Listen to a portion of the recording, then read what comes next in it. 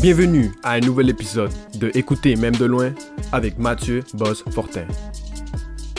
Bienvenue à Écouter même de loin, le balado officiel de Contact Ontarois. Mon nom est Mathieu Fortin, je suis votre animateur. Je suis présentement dans mon studio. Derrière moi, on peut voir un mur de briques rouges. Je porte un t-shirt noir, un chapeau noir, une barbe et je suis caucasien. Mon invitée, Patricia Bergeron, est caucasienne. C'est une dame, elle a les cheveux attachés, elle porte un gilet brun. Derrière elle, il y a un mur blanc avec des dessins faits par des enfants. Bonne écoute! À la balado, on reçoit Patricia Bergeron du Théâtre à l'envers. Elle est cofondatrice, directrice artistique du Théâtre à l'envers, mais aussi elle a fait la mise en scène de la pièce Moana et Le secret de la tortue. C'est une deuxième fois pour vous de présenter cette œuvre à Contact Ontarois. Parle-moi de cette pièce, Moana et Le secret de la tortue, et pourquoi le présenter une deuxième fois? Bien, Moana et Le secret de la tortue, c'est une pièce qui a été créée en 2017 à la base. C'est une création du Théâtre à l'envers en coproduction avec la Place des Arts de Montréal. Puis, lorsqu'on l'avait montée, en fait, c'était à la suite d'un stage que Patience Bonheur Fayulu-Mopolonga avait fait au Théâtre à l'envers.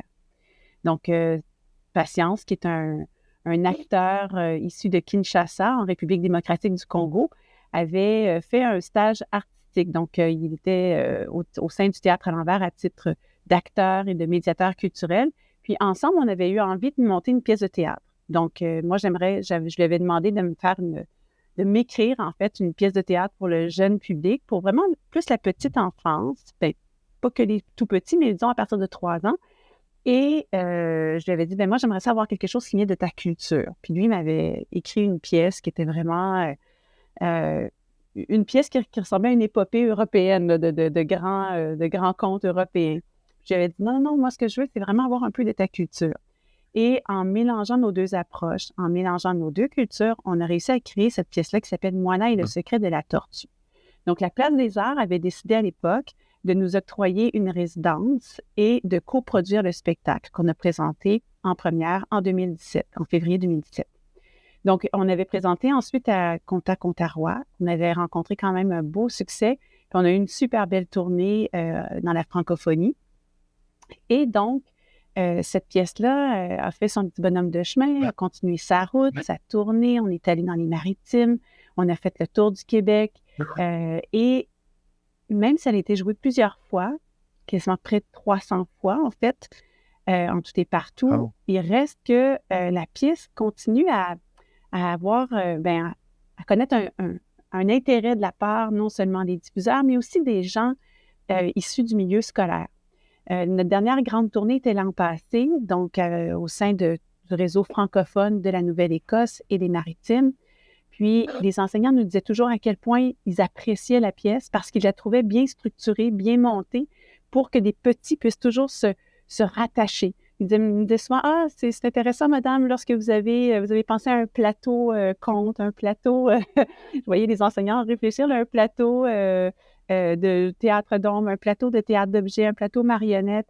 Puis à chaque fois que les enfants pourraient perdre l'attention, vous arrivez avec un élément nouveau. J'ai fait, oui, on l'a construit dans ce sens-là. Mm. Donc, d'où l'idée de se dire, on n'a pas fait toute la francophonie ontarienne lorsqu'on est venu. On avait surtout joué dans la grande région de Toronto. Et on s'est dit, ça serait peut-être intéressant de redéposer à nouveau pour essayer de rejoindre plus de communautés francophones parce que quand même, en Ontario, il y a beaucoup de francophones. Ça a été notre grand étonnement lorsque nous avons tourné Patience et moi de découvrir à quel point il y avait beaucoup de francophones. Beaucoup de francophones aussi issus de l'immigration, des gens qui viennent du Maghreb, des gens qui viennent de l'Afrique centrale, des gens qui viennent un peu partout. Puis, souvent, ces gens-là venaient nous voir après le spectacle, donc pas juste les enfants, mais aussi des adultes, des gens qui travaillent comme enseignants, mais comme soutien scolaire, etc., qui venaient nous dire « Ah, ça nous fait du bien. Ah, certains Africains aussi nous disaient « Oui, ce conte-là me rappelle quelque chose. » Parce que Moana et le secret de la tortue s'est inspiré d'un autre conte africain qui s'appelle Satonge Biya.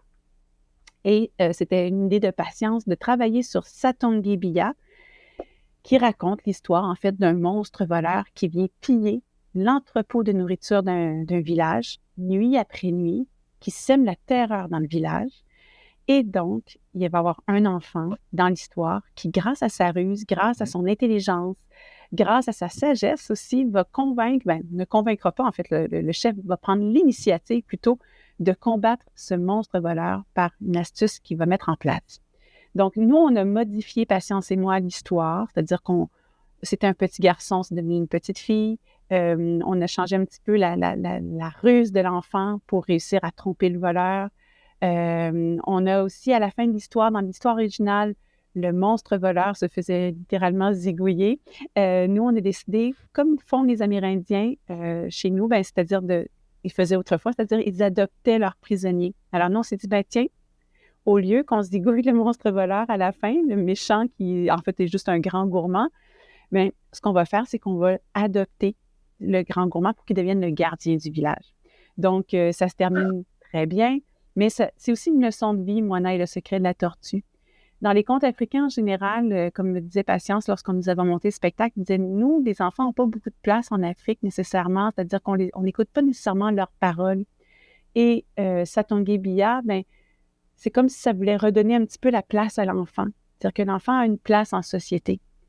Alors nous, ce qu'on s'est dit, oui, on va réutiliser ça, donc cette leçon de vie-là. C'est sûr que parfois, si on écoutait un petit peu plus les enfants, on éviterait peut-être certains écueils et je pense entre autres à l'environnement. Si on les écoutait un petit peu plus, peut-être qu'entre autres, on trouverait des solutions plus pérennes.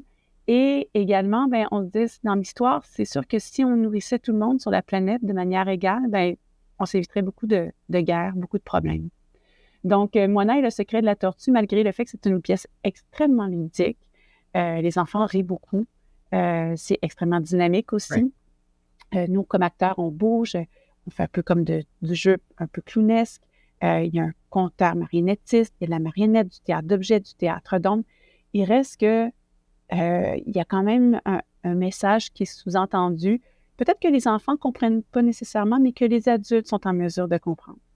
Patricia, merci beaucoup d'avoir pris un moment pour nous parler de Moana et le secret de la tortue.